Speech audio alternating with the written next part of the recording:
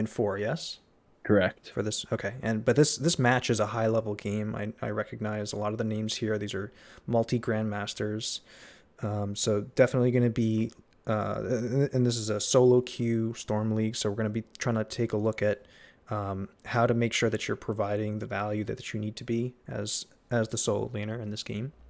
Hmm. So this, how far after the Chen rework was this? Do you remember roughly? This is 3, 4 days ago. Yeah. Okay. All right. So and your experience with the reworked Chen is not much, right? No, I started playing him after he was reworked, and then I didn't really understand the character until he was nerfed after the rework, Okay. Got it. if that makes sense. Sure. Absolutely. Absolutely. I'm really excited to get into this because I haven't had a chance to really like break down the Chen stuff since the rework. So I'm very excited for this. Chen absolutely is a very dominant solo laner, especially in solo queue. I think that his value becomes much more. It's much greater against teams that aren't super coordinated at interrupting things like your ultimate and whatnot. So we'll cover the build at some point as well. I don't know if we want to do that at the very beginning, but as far as the rest of the drafts goes, what would you say? Do you notice like what is the strengths and weaknesses? What do you think your role here as Chen is going to be? My role as Chen is going to be to pay attention to the CC, and when I get a chance, hop on the White Mane or Junkrat. Mm-hmm. So the Junkrat, And he can usually get away from Chen with his knockback and whatnot. So Junkrat, I would say only to primarily target if you've already seen his knockback already down, or if you can use your Panda Pals to root him in place out of position to try and get a quick kill. sure. Um, Otherwise, yeah, I think shutting down the white mane is a pretty big deal. White mane has no form of mobility, so a Chen, once you can get onto the white mane, that's fantastic because it draws their attention. Like they have to respond to you, and that's really good when you're playing Chen, especially if you can dodge these two crowd controls so that you can get off your ultimate for sure.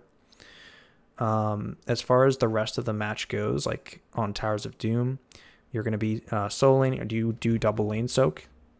I typically try to. My team did a pretty good job of taking care of the mid lane. Okay, because yeah, So, you also have a Zeratul. So generally speaking, yeah. when you do have a Zeratul on this map, it's very easy for Zeratul to take care of the mid lane, at least in the early game, because he can rotate to any of these camps or to the bot lane if he needs to, and that frees up you to be a little bit more aggressive in the top lane, prevent Dahaka from double lane soaking if he tries to, and that definitely gives you a bit of an advantage.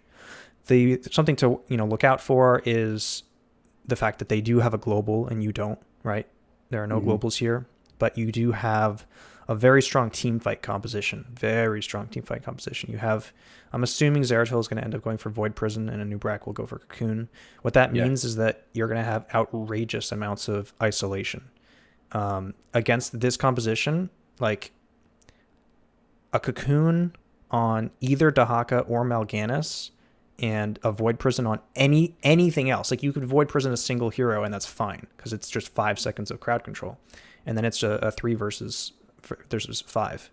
That with Chen Panda Pals, it looks really scary. The only way that you guys I see lose this game is by only playing um, uh, individual smaller skirmishes and not taking the 5v5 fights. So they can out macro you with a little bit with that global. You want to make sure that you're trying to cap yours, on your side as often as possible, and contesting the neutral ones as a full team whenever possible, but being very careful not to overextend. Like this is a bush that Dahaka can dig into, and they can force a quick fight before you can get down to respond. Right. So we'll keep an eye on that. So before we get going, can I Sure, ask you absolutely. when uh when do you take Chen? Hmm. Right now, I pick him because I've been trying to one trick him to learn him for my Heroes Lounge Sure, team, absolutely. but I don't know when he's optimal. Uh, I think that he's definitely changed based on like the new Chen is a very different hero than the old one. I do still think that he's very good into teams without a lot of crowd control, but I don't think that's any more like the only thing that matters. Chen is no longer just like a nuisance that can be unkillable. He's now something that is a bruiser that can do a lot of damage and get away with being somewhat cheeky because of the fact that he has that stagger, the new ability. He can definitely put himself in a risky position, soak a lot of damage, and then get to a safe position to drink and make sure he doesn't die. Either Right. that or to use his Panda Pals to negate the stagger damage, which is really fun. So I think that Chen's position is one of if you need a really strong team fighter or something to isolate something like the white mane in the team fights to like really pressure that something in the back line, that's definitely really solid. And the same thing can be applied to like a mage like Chromie, for example. Like if they have backliners that are squishy, Chen can solo kill them. Like if he's the only one on them, if you get your full rotation of your fire breath and a couple auto attacks followed by Panda Pals and then just burning them, like you alone can kill people. And that's really important. He's not a global, right? So he doesn't provide that. He's relatively hard to kill in the solo lane. He doesn't have the best escapes if he gets ganked by a lot of people, but it's just really hard to kill him because he can press stagger at the last moment and walk behind his towers and drink up. So he's relatively safe as a solo lane pick on most maps. He wins a lot of matchups now. So, he's a very I think there's no problem with picking him very frequently in solo league for Storm League for sure. As far as competitive goes, it really comes down to what your team wants. If your team wants if you need crowd control, Chen's not your pick. Like you need something Right. more like Dahaka, Blaze, or Imperious, something that has those stuns. Chen does have the root on his ultimate, but it's a very long cooldown. Yeah. Other than that, if your team needs a global, it's not going to work for you. But I would as far as like, do you play Rexar? I do. I Because play Rexar is Rexar, sort of in a Rexar, Chen, and similar. Malcolm. I see Rexar as a similar niche to Chen right now. I mean, I think Chen's a little bit better in team fighting, but as far as like a solo laner that doesn't have a global but is very dominant in that solo lane, they're both in that same category. Yeah. I would probably still prefer to have Rexar on maps with point control over Chen. So Dragonshire and Braxis. Praxis. I Yeah. agree. So all the other times, Yeah. Chen works really well. And if you're not facing specifically Rexar, then Chen can be fantastic. Because I think that the Rexar matchup, it's probably a skill matchup between Rexar and Chen, but I think it's slightly favored for Rexar. Does that answer the question, sort of? Yes. Okay. Yes. We'll try and get more into that maybe later on because it's a complicated question. Sure. All right. Composition wise, yeah, you guys have the Zeratul. So the other thing that I want to bring up is just that your composition is very much so level 10 oriented. Before level 10, a lot of the power spikes are not online, right? So the isolation, both of the ultimates are not available, and your Panda Pals as well. So early game, I would have no problem with them getting two of the shrines. As long as you guys are getting one for sure, and you can poke and make sure that like if they use their global, the moment they use it, that's when you just back off and let them have it. Otherwise, like until level 10, just be very passive because I don't think you guys win until level 10, team fight wise. Mm-hmm. Still have the sound too high. Okay. The battle begins. Alrighty. Fight.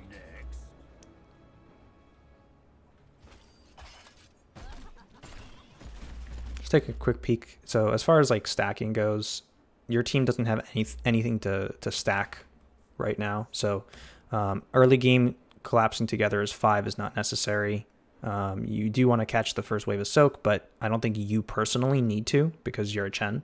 So I think very first decision probably would have been best to go up to the top lane, catch the wave before anything else happens, and maybe walk essentially the unsafe path to disrupt Dahaka rotating if that's what he, because if he comes mid, because most Dahakas want to grab this first wave with to get some extra essence and then rotate. If that happens, if you're already up here, you catch the first wave and then you come this way, you can disrupt him and potentially deny him from getting some soak. And if you don't deny him from getting soak, you will trade effectively because he has to try and run past you. Sure.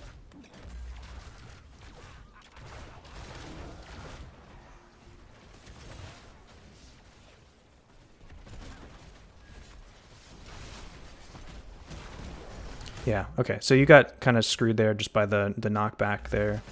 Is that going to end in you dead? Yes. Okay. I have to select you so I can see your abilities. You are number 5. Okay. Okay. So I think that, yeah, in that situation, just straight up not being in the mid would have prevented that. Yeah, that's normally what I do. I'm playing a little scared just because, like you said, this is Right. High level game. yeah. I think you might have been able to get out of that if you had used your Q on a further target. I think you tried to use Q, but it was like on a nearer target. So Sure. if you use your Q on the farthest target and then wait to use your stagger until the last moment that you can, basically, because you have to think of stagger as like an ice block that you can still move while it's happening. So at the very last second, it's pretty good because since you can still move, you can get to a safe position and then drink, as opposed to tanking the stagger damage right here, where at best you're going to be able to get to here to drink or something like that. Does that make sense? Yeah. All right, so you head back up to top to relieve Zeratil. Team is okay for right now. They're struggling a little bit in the bot lane because they have no DPS there. But this is fantastic as far as the solo lane goes. I think, I'm not sure why they have Dahaka in the bot lane instead, but this is very good for you. You definitely can win the trades here. You did take the correct level 1, which is going to give you bonus damage and healing. And so it's really important in the solo lane to make sure you're getting all of your auto attacks off. Like, missing auto attacks is very important. You just straight up out trade this guy. Yeah. I wouldn't even use it for wave clear, your combo here, because that's inviting him to start trading with you, and maybe he can trade slightly better if you don't have that ability. So in this situation, what I want to see you try to do is use your flying kick on a minion to get closer to the Mal'Ganis while he's standing right here. You use a flying kick on this minion, you land right here, and then you do your combo on the Mal'Ganis. Now, to make the combo optimal, do I have to wait until, like, how many auto attacks do I get off, or is it just as soon as you can get it off as soon as it's possible to do. So there's like a waiting time of 1.25 seconds between when you can use it. So you don't maximize damage by. You could just get one auto attack in between. That's about it. Okay. Yeah.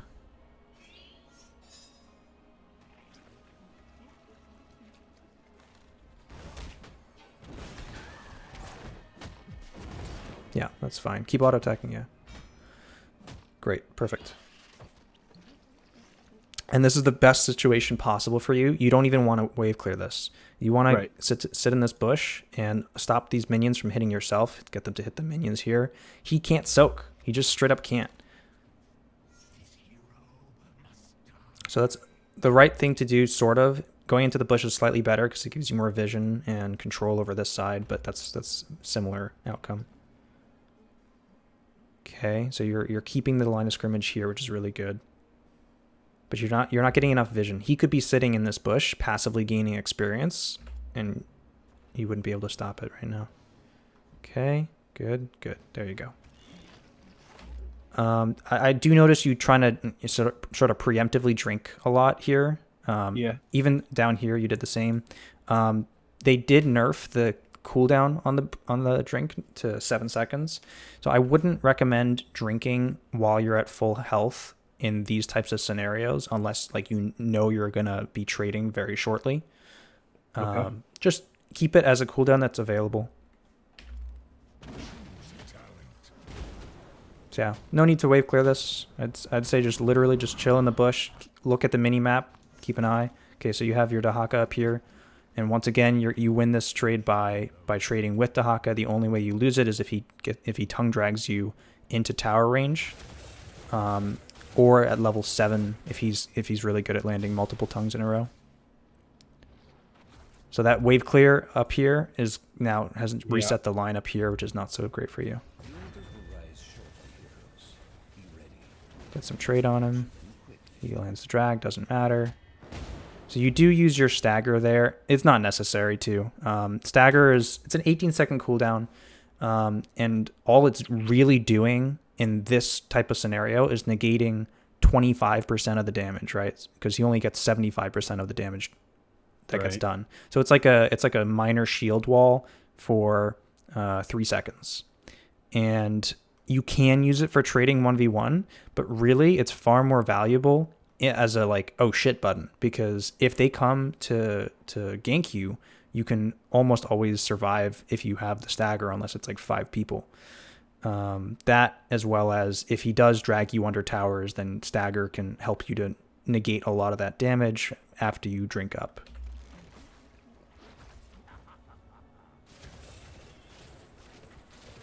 All right, so altars are spawning.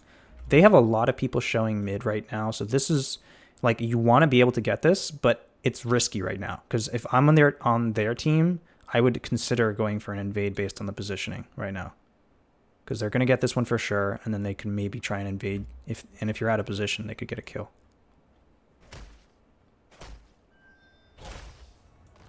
Okay, now you see that they're heading to the bot, so this should be relatively safe for you. Dahaka doesn't win 1v1 against you at this point in the game, for sure. So it's very safe for you to take this. One thing you could do if you wanted to be ballsy is you could go for theirs first in this scenario, because you have to have vision of like their whole team in order to make this play. But the idea behind it is that if you start to cap this one and he starts to cap this one identically at the same time, they get the advantage because he can immediately dig to the bottom of the map and force a fight 5v4. If you come up top to deny him from capping here, first of all, you win the trade because you're Chen versus Dahaka. Second of all, you negate his global, because he doesn't want to global away, because if he globals away, I guess he could global to your side and try and cap. That's actually a fantastic outcome, because it means that you can take his and then rotate down here faster than he can, right? Sure. More likely, if he feels like he can't win this 1v1 up here, he'll dig down bottom and try and just commit to this, in which case you get this one followed by this one, and then hopefully your team doesn't all die. That's sort of how that works. Okay. That's the 4D chess when you're playing against globals. So this is... Go ahead. No, again, if this were a diamond game, it's probably the play I would do. But again, I'm playing a little scared. Totally, absolutely, yeah. Okay, so yeah, they're definitely gonna win this early game skirmish.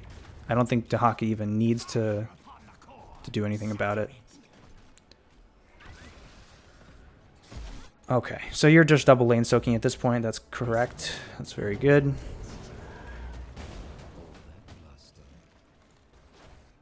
Gonna miss a little bit of soak here, but that's okay. Chen is not the greatest of double lane soak. Okay, so you have people in the mid right now, so there's no need to come here. I'd stay here.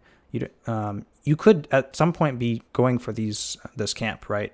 So because Dahaka is their global, it's not like they can have their solo lane up here and send a global. It's like, it's just Dahaka, right? So if they send people up to the top of the map, that's a beneficial thing for you, because most of the time I think you'll be able to survive. And even if you die, that means that the rest of your team has a 4 versus 3 or more on the bottom side of the map, which gives them a lot of control. They could go for an invade, they can take theirs, they can push it in, get structure damage, and the bottom of the map is what wins the game. So definitely want to see you trying to be a little bit more aggressive with the top half of this map, whether it be by pushing into the towers, like if you're not denying soak by keeping the line of scrimmage further back, then push these into towers, get some structure damage, or go for the camp. That's probably the safer bet. Ooh, yeah, super early on the stagger. Go ahead. The level 4 talent was the right one, though? Yes. Let me just double check. Yes, this is the correct talent. Increasing ignite damage to 20% and basic attacks. Yeah, so that's what makes your auto attacks trade really effectively after you've applied your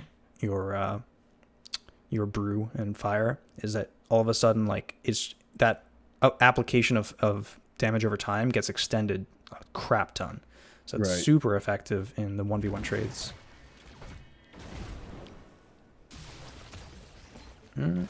So you kind of baited the Zeratul a little bit here, and he's going to die for it. But more important, you just shouldn't have been here, right? You should have been up here. But definitely, you're using stagger way too early. Choose a talent. Yeah, you're going to miss the entirety of this wave top because you're getting baited into a trade here, which is just not ideal.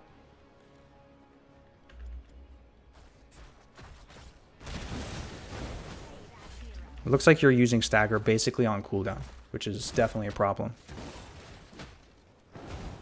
Okay, good use of the fire. So as soon as he gets to, like, even here, you can use your deadly flying kick to get to here by using it on this minion. You got to keep on looking out for the flying kicks on minions, because you can absolutely get a combo on him right now. And it's very safe, because even if he drags you here, it's not close enough to be under towers, and it's not far enough away from the minions that you'll lose soak. Okay. Okay, so the objective is spawning on the top side. Looks like it'll probably just be a fair trade. I don't think that they're going to contest, which is fantastic for you guys.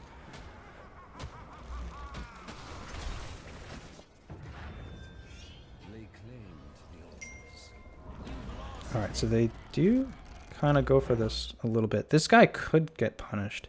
Yeah, Anub'arak needs to collapse on this. Missing the slow is pretty huge there. Once again, this is not a level 10 fight, so it's not ideal for you guys, but they don't have their global advantage anymore. It is a straight up 5 versus 5. Based on the way that you've played this so far, I don't think that you guys have the advantage straight up, because you've already burnt through your stagger and you missed your slow on the Dahaka, which was the priority there. So I think disengaging is fine here, which I think you guys should be able to do. Okay, so you find a way to get onto white main, which is okay, but you just gotta back off at this point. You're gonna get, ooh, very close. Okay, so they were able to get a kill onto onto gray main here, which is nice. Could they get more?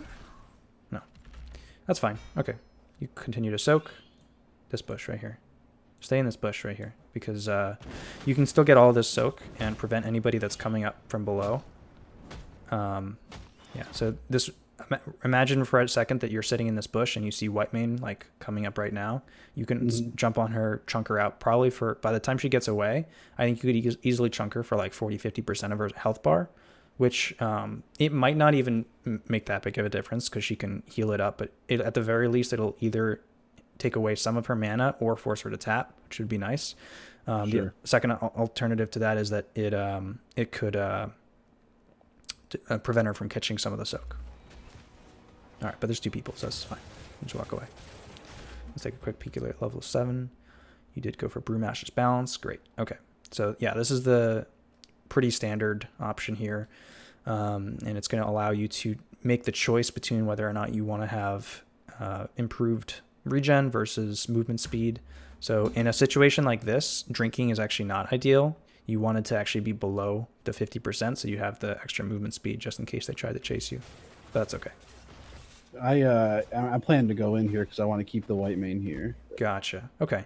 I wouldn't. Yeah, I mean, it's very unlikely that they kill you. That's for sure. But whenever you're playing against 2 people, generally speaking, you don't need to play aggressively. As of right now, there's no camps up, so it's unlikely that having the white main up top is going to lead to anything particular happening for your team. So white main did stay. This is perfect for you. This is really good. Yeah, let them get a little closer. So you guys have first level 10. I'd probably want to just take a peek at the top, just make sure that they're not trying to go for this, since they did have white main up here. They're not. Yeah, I don't think that. once again, I would not wave clear. Yep. Trade and keep the line of scrimmage further back if possible. Like, do this camp whenever you want to, but like wave clearing right now is probably just probably the worst thing you can be doing.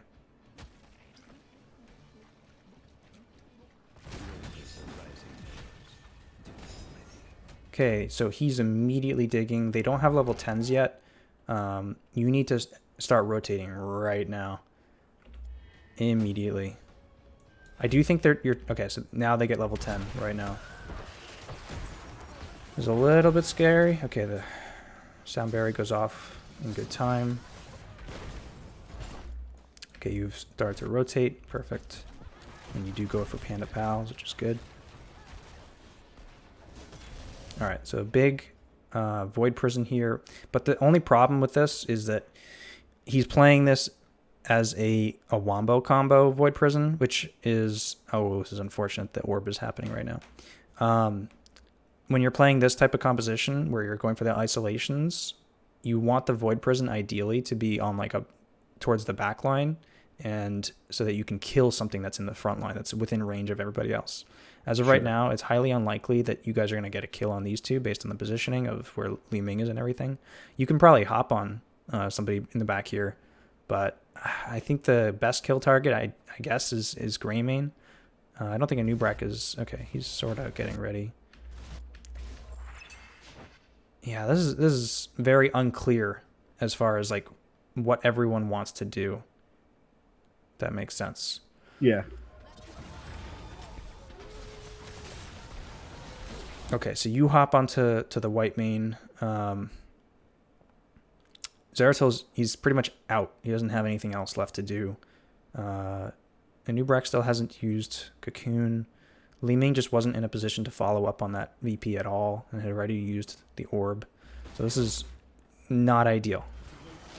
I think disengaging from this is fine. At this point for you, like you have 3 people focusing on you, so it's important for you to just stay alive. You got dragged, but I think that you should be able to live with Storm, Earth, and Fire. They don't have anything. Okay, they have the sleep. Now you can use it. Perfect. There's still an objective up here. The only... Yeah, so... the other thing that we should cover is essentially the order of ability usage. Are you familiar with how this works? Yeah, I always use W as the last one. Okay, yeah. And I don't know when I'm supposed to use the other 2. It really just matters which one you use last. That's the one that gets empowered. Your mic's cutting out a little bit. Oh, sorry. I said it really only just matters which one you use last. Right. And okay. So is W the one I'm supposed to use last most of the time? Generally speaking, if you're using your ultimate for aggressive purposes, yes. If you're using it for like to stay alive, maybe not. If you're using it after you've gotten on a target that's like super out of position, like let me put it this way: if the target's out of position, you want to be rooting them. But if let's say you're on like Kael'thas and he's not even close to your team, but you think you can kill him on your own, sometimes it's better to have the bonus damage from the fire, for example. Okay. There are situations where I could see each one being useful, but most of the time I would probably go for the root.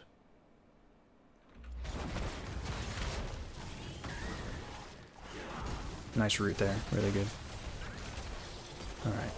So at this point, it's about to run out. Oh, Perfect. Assuming there's 3 alive, Mhm. which panda do you spawn back in? Generally speaking, it's always the storm, the ranged one in the back. Okay. I'm fairly certain that it's always storm if storm is available, like priority wise. It can be any of them, but if 2 of them die, it'll always be the third. But Sure. yeah, this positioning is not ideal. Yeah, especially with the knockback. You do still have stagger. Okay, so I think you can live. But that was definitely not ideal. I want to just quickly show you what you could have done instead. Alright, so in this position right here, you get stunned. What you could have done instead was try to use your Q to get on this side. You were over here. Sure. Instead of trying to go this route, which was already blockaded by the Junkrat mine, you try to get to your team side and stagger, and by the time you get to here, it's very safe to drink. So that would be the play. Okay. As is, you probably could start drinking right now. Like right now, you're taking a lot of damage from the stagger, and you're set relatively safe positioning wise because you're covered by your whole team. Like they can't try and kill you through drinking right now. That would take way too long because your team is surrounding you. So trying to walk away right now is not the right play. Okay. Nonetheless, you do get away, so it's fine. Oh, rip. One does not get away. We're missing a lot of soak, though, which is unfortunate. And I do think it's important to point out that this whole fight just that happened because of the fact that you got knocked back all the way to here. If that hadn't happened, then Li Ming probably does not die. Just so you understand. Sure. All right, off to soak. It's fine. Good. All right, so you're passive soaking this here, which is fine, but you aren't. Yeah, so this is the way that they're going to be coming from. So if you're going to do this play of like keeping the line here, it's always better to do it while preventing them from getting to it. So sitting in this bush, you collect all the experience, but you can slow Dahaka and start trading with him as soon as he starts rotating up.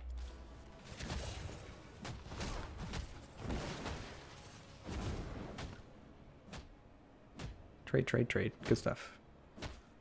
And once again, this camp has not yet been attempted, but you absolutely can go for this, especially because you have vision of 4 people in the very bottom lane. So this is a fantastic time for you to go for this, because if Dahaka, let's say that your team wants to go for an invade, Dahaka can come down and make it a 5 versus 4, so it's not ideal, but if he does that, he loses this 100% of the time. So it's like a trade-off. Like most of the time, if your team's smart, which these players are, they won't try and invade because of the threat of the global. But that means that this is free for you.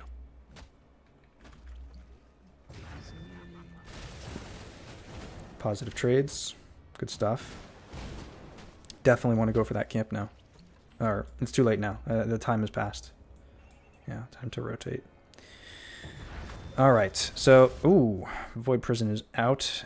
Similar problem.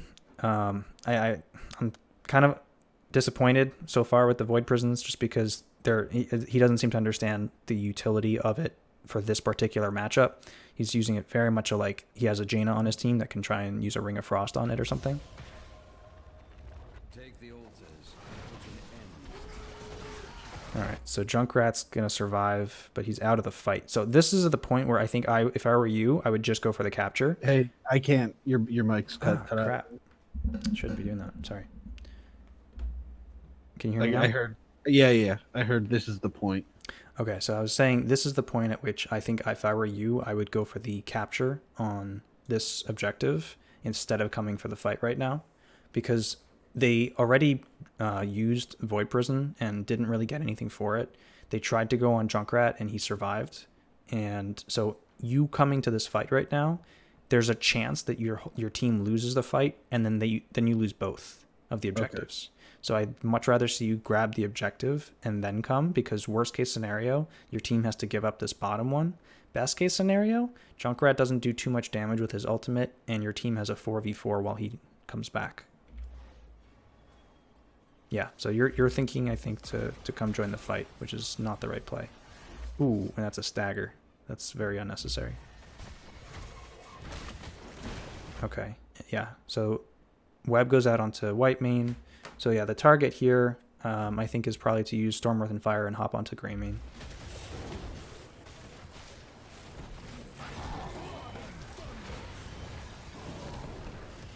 Really nice route. Unfortunately, he's going to be healing like a crazy amount due to this ultimate. It's going to hit a lot on you. A lot of healing coming out from white main. So now it's 3 versus 1. Oh, the root. Yep, got to be careful for that.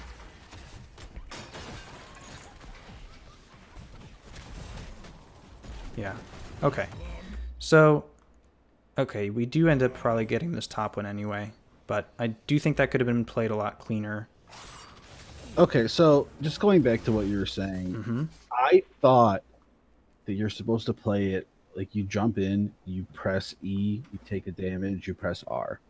Is that not right? Or should I So just wait for the damage in this starts coming? fight, you pressed E before you were going to take any damage at all. Like you pressed it Okay. while you were still like about to enter the fight, so it got no value really. As far as when to use it, in a team fight where there's you're in the middle of their team, sure. If you suspect that you're going to take a lot of damage, then yes, you want to use your stagger and then use your ultimate to negate it after 3 seconds.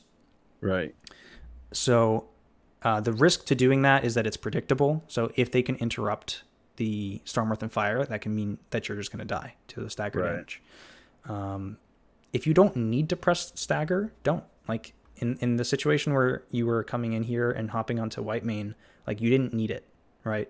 Nothing was focused on you, and so I do think you need to be a lot more conservative with when you press the stagger button. Wait until it looks like at least more than one hero is starting to hit you. You have a lot of health as Chen. He's got a huge health bar. Not to mention you can just start drinking if you ever feel like you're really, taking a little bit too much damage. So the stagger just needs to be used at a more opportune moment so far. As Storm, Earth, and Friars have been pretty decent so far. I think it could have been used a little faster to kill the Greymane, and maybe Greymane doesn't get... did he get a kill here? I guess not. No. No, it was just me. Okay. So you guys did get this capture. That's good. And it looks like that's the only thing that's going to happen there. And mine alone. Okay. All right. My level 13 talent. Let's take a peek. So Fortifying Bro, so it gives insta shield and grants nearby shield. Okay, so I probably wouldn't have taken this talent in this setting. I probably would have gone for Ring of Fire, personally. Okay. Just because of the composition type, right? You're not spending most of your time amongst your own team. You're spending most of your time diving a backliner or whoever you're trying to isolate. And so because of that, it's more important that you do more damage than it is that you provide additional shielding for your team. That's what this talent is primarily for. It's not just, it's like it does give you that extra bonus shield, but it's really for your team to be able to get AoE shielding. And I like it in the late game. yeah, no, it's a powerful talent. There's definitely scenarios where I'd recommend taking it, especially like when you're trying to push down a fort or something, and you can just be like tanking the shots while also giving your team shields. It's really nice. But so I never take a touch of honey, and I'll take pressure point if I'm against Lucio. Okay, yeah, I could see that having some value. I guess I don't know if you might want to pair that with Deadly Strike. Most of the time, this is the standard Chen build, which I wouldn't deviate from too much. Okay, but I think these are the two most common talents for level 13, I would say. Okay. So Ring of Fire when I want to do damage or wave clear. Yeah, and the reason why I would say this is the more common is just because of Chen's current role of being that like bruiser that does a lot of damage that's also really hard to kill. This just contributes to that. It makes him stronger at doing that. This one is more like also you become sort of Tyrael like. You know what I mean? Yeah. It can be really useful situationally. Like let's say you've been getting destroyed by a team that does like wombo combos that doesn't have a lot of crowd control. Like if they land Ring of Frost and they dump a lot of damage on your whole team, this talent can suddenly negate a lot of that damage for your whole team. It's pretty powerful. Sure. And there's other scenarios. If your team does need more AoE shielding, like if you have Lucio is the worst healer to take this with, because Lucio already has the AoE shield from Sound Barrier and AoE healing. So like it doesn't complement that. If you had an Uther, it would be much better, or a Tyrande, because Uther and Tyrande have strong single target healing that is very targeted, but nothing to deal with the constant AoE damage that might be going out. So having this would be really powerful to complement that weakness. But yeah, so most of the time I'd just go for Ring.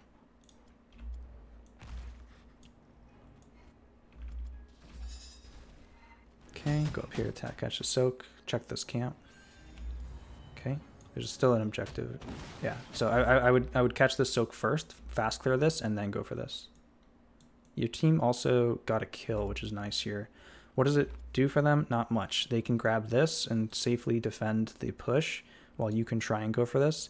It's a little bit risky right now because if I'm the other team, after Greymane's dead, I consider trying to gank you top because they can't do anything bottom. They can't push theirs in. They can't invade. So it's possible that they send one more person top to try and take this or gank you. Definitely want to try and avoid... Oh, yeah. Don't need to use stagger. You never need to use defensive abilities against this camp. You can always auto-attack stutter step and take 0 damage. More importantly, you're actually missing soak during this. So this is a little bit of a problem.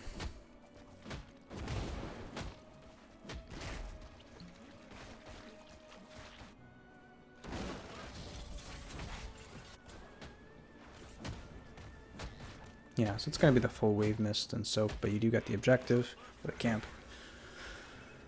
Get some trade value here. He's got 50 essence, so best case scenario is that you actually just force him to use his essence. That'd be kind of nice, because the next objective should be up relatively soon. Okay.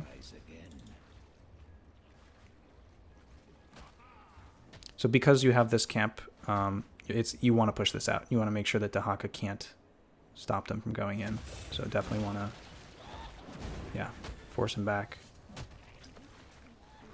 Nice. Okay. All right. 3 spawns. So this is very similar to the very first objective spawn. The only difference is that it's in the middle here instead of at the very bottom. So it's slightly better for you because the global is less impactful. So you can still do the trade where you'd go for this one and Dahaka goes for this one, or you could once again try and go for the riskier play of like denying the top one. It's a much riskier play because if they have anybody to respond in a 2 versus 1 and you die, then they can get both of these. Yeah. But if you're playing it correctly and smartly, there's no way that you should die. And if they have 2 people that do come up here, you can just kite away, walk away, and head to yours to play defensively. And it gives your team time to win the bottom guaranteed. So that's the idea.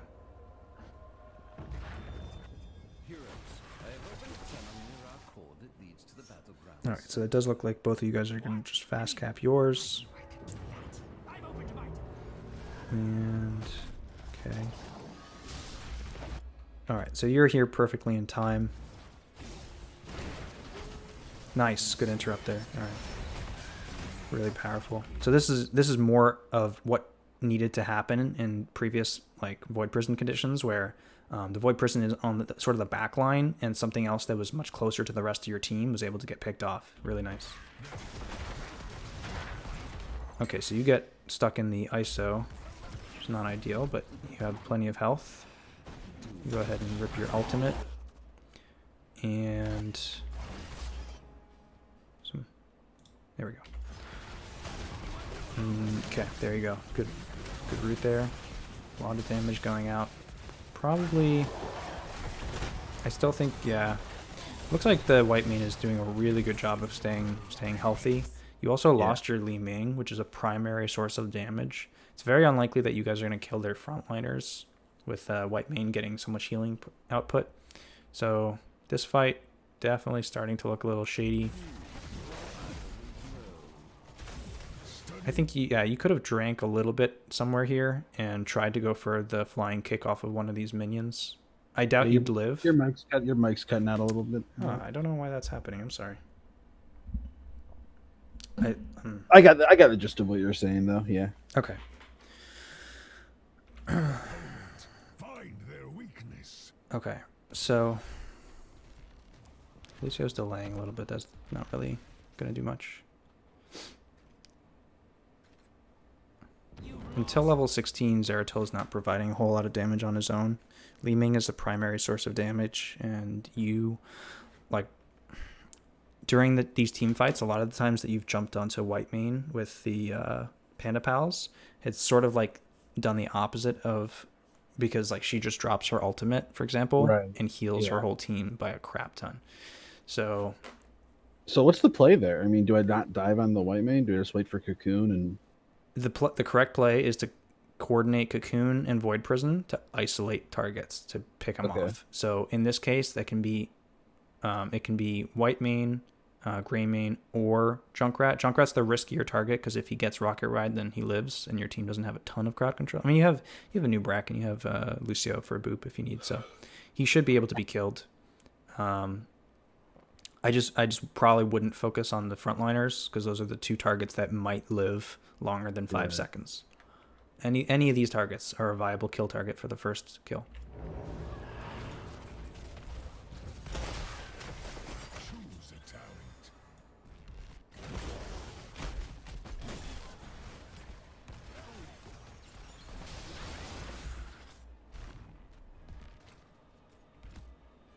All right, level 16's up though, so now Zeratil's going to start doing a lot more just AoE damage.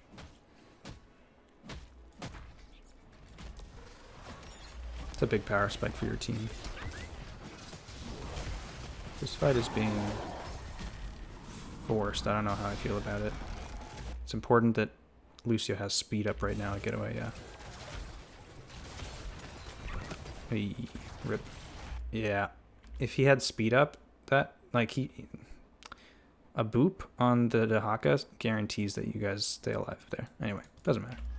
It's not your fault. You could be probably doing this camp. It looks like you're trying to catch the soak instead, but you're gonna miss a lot of the soak from this wave, but you'll get this one at least.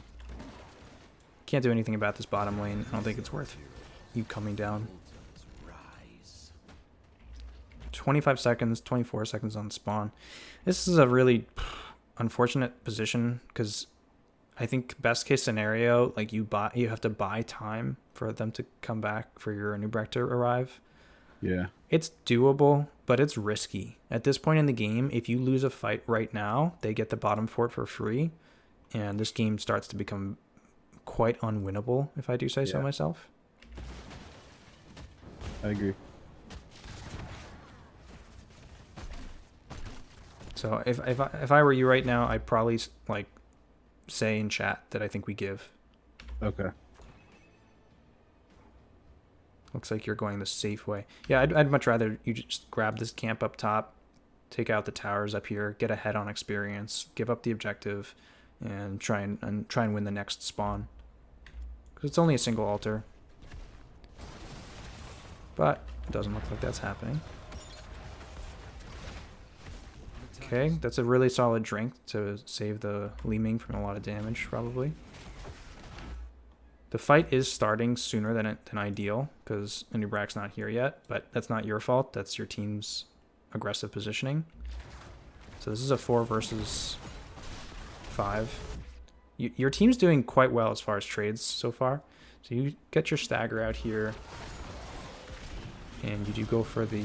Okay. That's gray main there. Yeah, you can hop on gray main. That's fine. This is an unfortunate position because this is exactly the scenario I was telling you about. But you are able to pick off the white main really quickly, which is very important. If he doesn't die immediately, this turn's not so great. Nice. So that definitely worked out in your favor.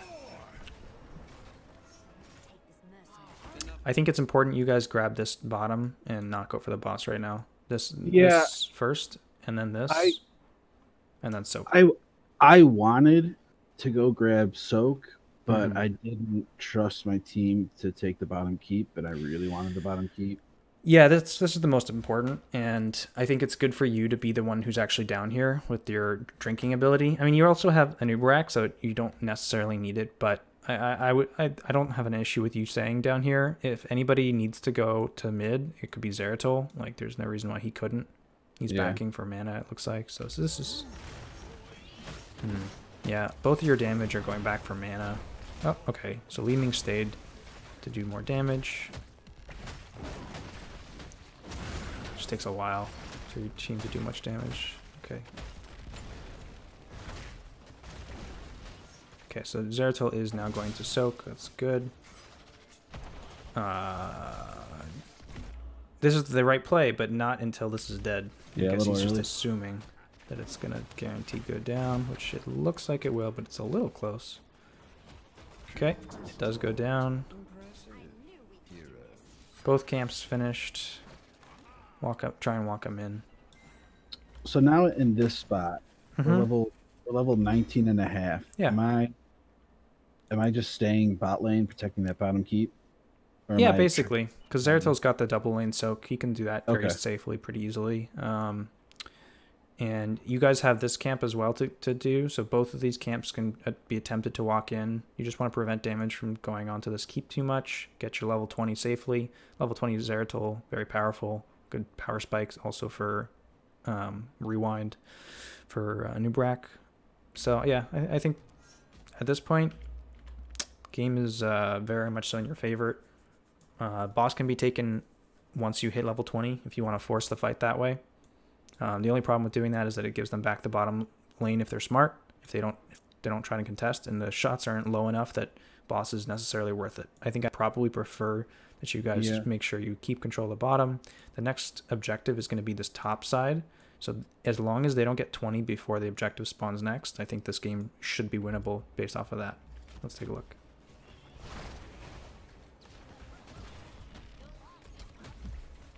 So 16 shots. I think that's if you're able to win this one and this one, that's 10 shots as of right now. This is 14, so it's not game yet. I shouldn't have said that, but in the best case scenario, based off of how this plays out, at the very least, you put them down to like 2 shots. Oh wow, they actually totally just screwed that up. Shame. Yeah, it's a big mistake there. That's a free shot. Even the pros screw up. It happens. It does happen.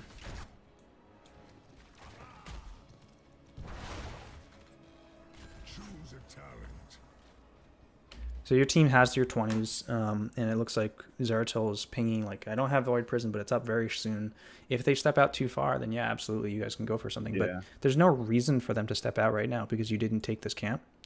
And right now, this is a really bad usage of time because every moment that you don't fight or, like, you know, they're going to get closer to level 20. So this camp needed to be done by somebody. Yeah, okay. Ideally who? Probably was Zeratil. soaking. Because he was the one that was soaking. He comes down here, grabs this. There's no reason to keep soaking the top and mid right now. There's like, it just doesn't really do anything else. Yeah, like level 21's not important. Right. So it doesn't have to be Zeratil. It could be, you know, Li Ming plus what's it called, Lucio. Speed is what matters, and so you need to have either Zeratil or Li Ming be there. That's the guarantee, because you want to grab it as soon as possible.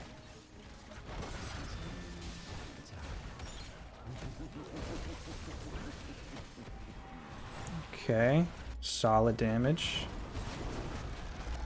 Scary. Okay. Alright, that worked out. You guys didn't use any of your ultimates, which is...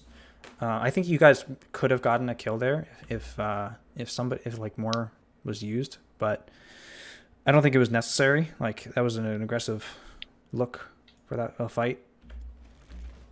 Objective is spawning. You guys need to start rotating. Oh, greedy. Greedy. So greedy. Alright. Waste of a sound barrier. I don't think it was necessary. Be swift. And this is a terrible time to be trading. This is so bad. Your team has stayed bottom a little bit too long here.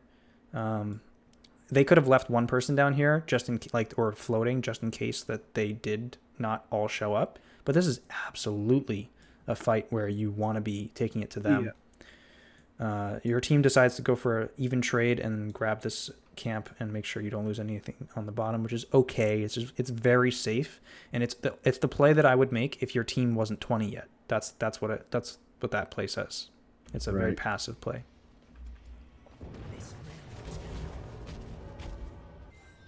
All right. Yeah, boss is still available.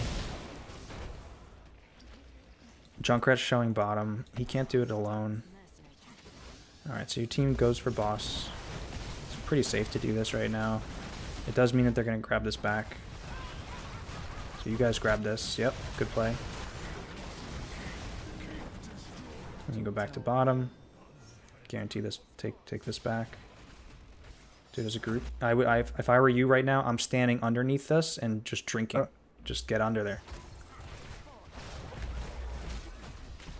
All right. Yeah, this is a decent fight.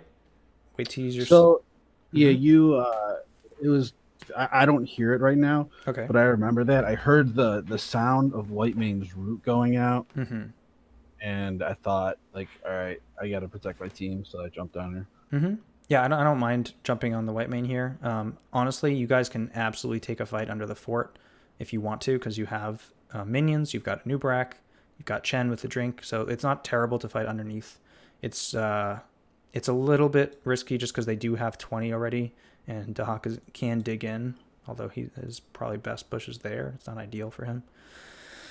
Yeah, I think this guy's out of position. Like, if you guys all commit to the Whitemane, I think that Whitemane just dies. You do still have Storm Earth and Fire. You go for it here. Okay, this guy can die. He's low enough. So I think in this case, I would use the root to lock him down, guarantee the Leeming damage, and he dies. Okay. Okay, but he got his ultimate off. All right, or, yeah. All right. And you guys want to just get out of this circle. It's going to heal so much. Oof, not ideal. Not at all ideal.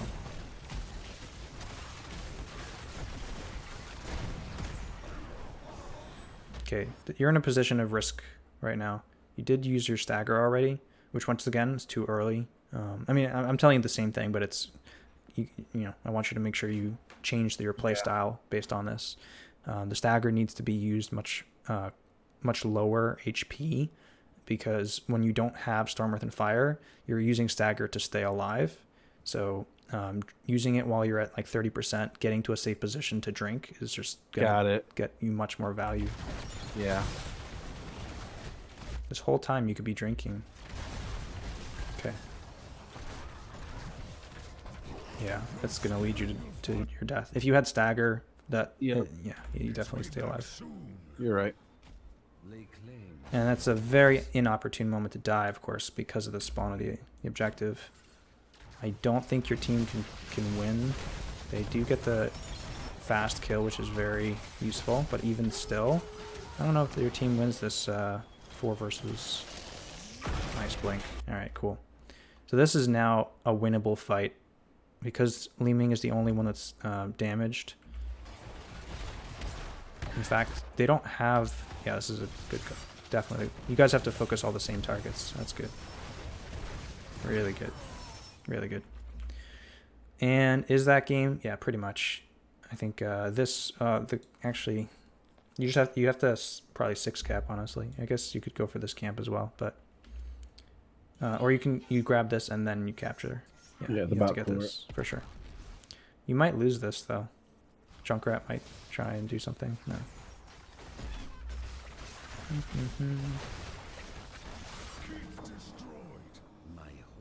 There it is. All right. So yeah, I think that definitely, like, as I said in the beginning of the game, like, your team has a very strong team fight, especially like the 5v5s. And a lot of these fights did come down to that, not to mention the late game power spikes.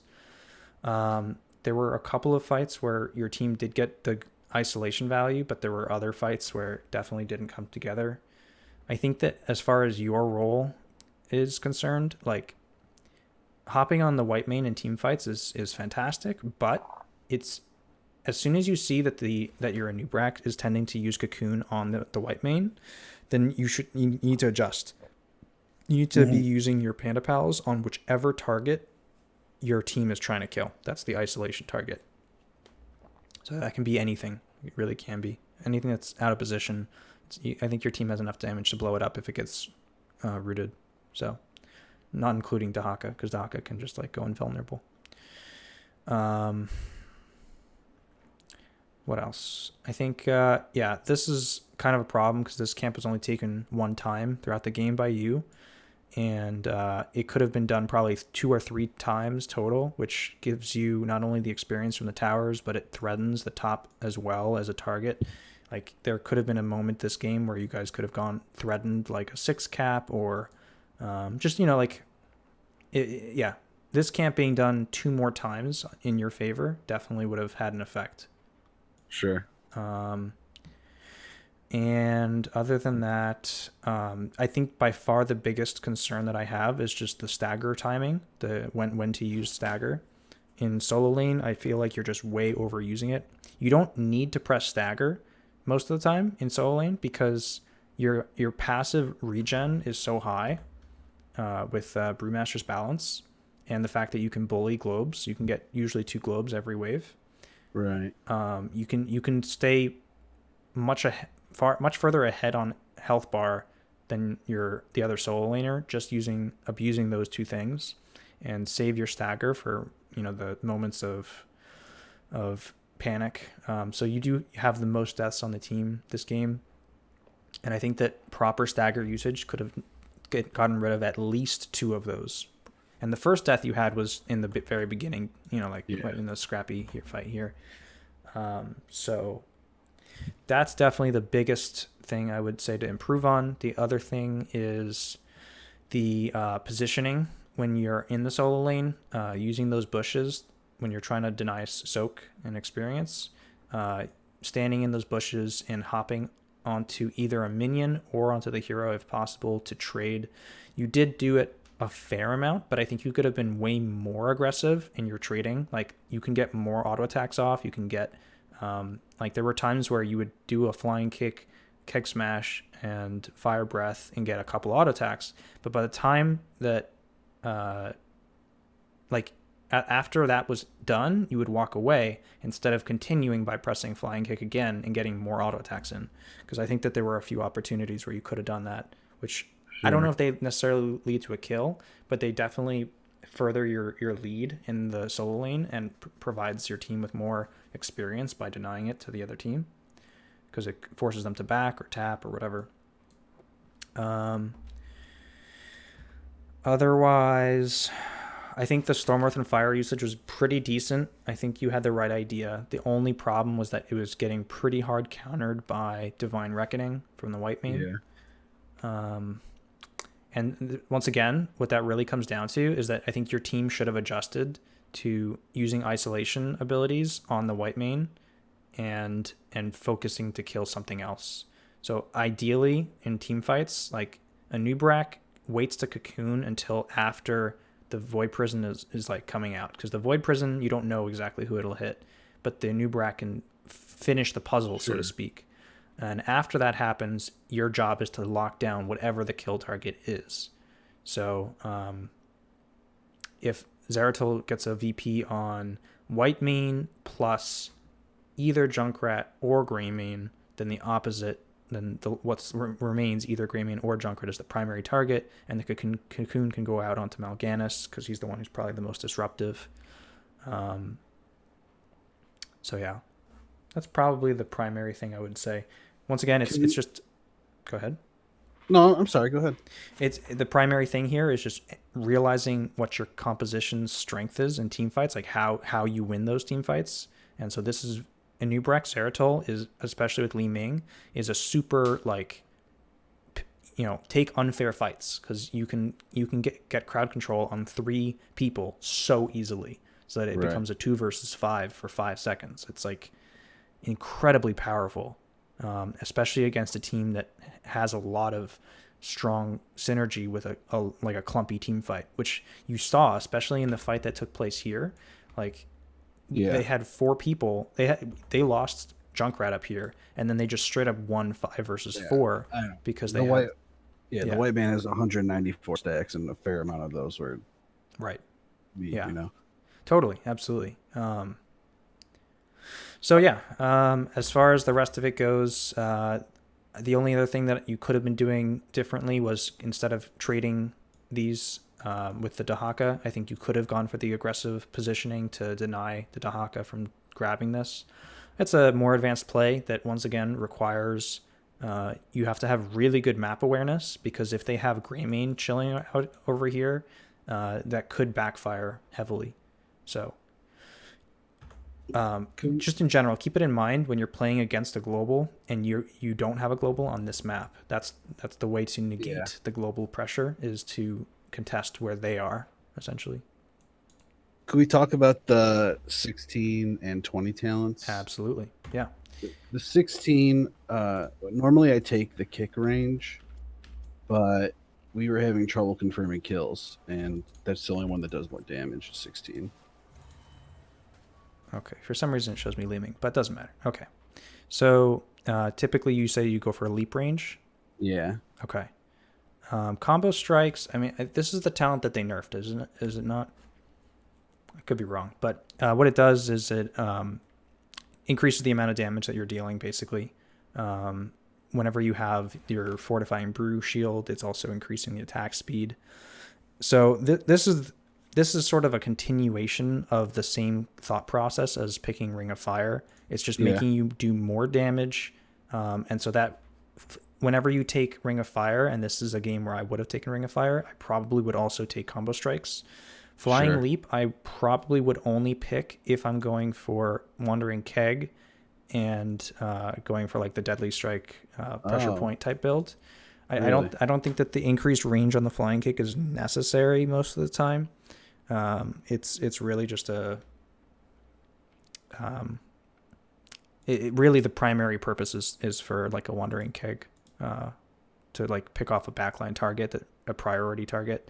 Like let's say you're trying to kill either Kael'thas or Alexstrasza or something like that, where you don't want them to get off abilities. Jumping all the way into the backline to immediately grab them with a Wandering Keg could be the Well, difference. that's a good question. When do I take Wandering Keg? Right now, I just don't take it. Yeah, Storm, Earth, and Fire is just so damn strong that 95% of the games I would recommend just still taking Storm, Earth, and Fire. There are going to be scenarios where Wandering Keg could be useful. I think this game, for example, you could have gone for Wandering Keg. I don't think you needed it because you had so much isolation already, but they kind of countered Storm, Earth, and Fire with the White Mane ultimate, the Yeah. Divine Reckoning this game. Having Wandering Keg could have been a counter to, or like, I would have no problem with you picking Wandering Keg this game. It's just a much weaker ultimate overall. Right. The primary problem with Wandering Keg is just the displacement effect, which makes it very hard for your team to kill things Sure. because they're very skill shot based heroes, generally speaking. So you'd have to use your Wandering Keg to try and get somebody into a corner or just to get them out of position. That would be the idea. The other thing to think of it for is interrupting Junkrat from using his rocket ride. That's the other thing to consider. And the level 20 talent. I'll Mhm. take that. The elemental conduit is my default. Okay, right. I'll take purifying brew if I'm just really having trouble getting storm Mm-hmm. earth and fire off. And then I don't think I ever take energizing brew. Yeah. I think that I think if you can get away with, if you're going for the Storm, Earth, and Fire, then the upgrade Elemental Conduit is pretty generally strong because this is already such a strong ultimate. Having it be enhanced it's not a bad thing. It's always a good thing. There's no downside to taking this talent. Having the Purifying Brew, it's definitely not necessary in a game like this. But yeah, if you're up against a team with a lot of crowd control, then having the Unstoppable could be a big difference for being able to get your Storm, Earth, and Fire off. Like if you're finding a game where you're not able to cast your Storm, Earth, and Fire due to crowd control, then who cares if it's an upgraded version, right? Right. So Is there ever time when you take energizing brew, or is it just sort of like if you're trying to kill a core and your storm earth and fires on cooldown? That's like the one instance. yep, I guess. that's about it. That's Right. the one instance. Yeah. I trying to think if there's any scenario where I'd want this over the others, and not really. Channeling the fortifying brew for full duration is quite a long time, actually. You have to drink it for how long?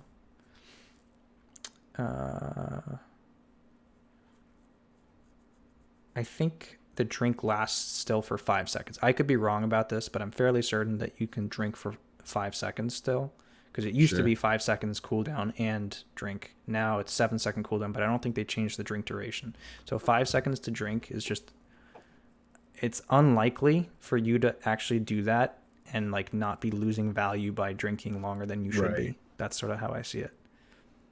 And for a level 20 talent, I don't know, just doesn't seem worthwhile. So probably just go for Elemental Conduit or Purifying Brew. The untapped potential, I probably wouldn't end up going for the upgraded Wandering Keg. If you're going for Wandering Keg, I'd probably usually go for Purifying Brew, because like this is such a this ability gives you so much more survivability, and this one, I guess you can use it to stay alive sometimes, but a lot of times, like you can't get rid of your stagger damage essentially.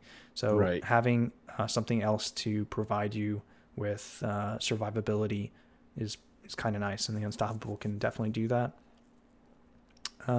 It does give you armor. I don't know. It's situational, I guess. Yeah. But I think you're going to end up taking Wandering Keg in like 5% of your games anyway, so it doesn't really make a difference. Sure. But yeah, I think just about covers it. Do you have any other questions? Oh,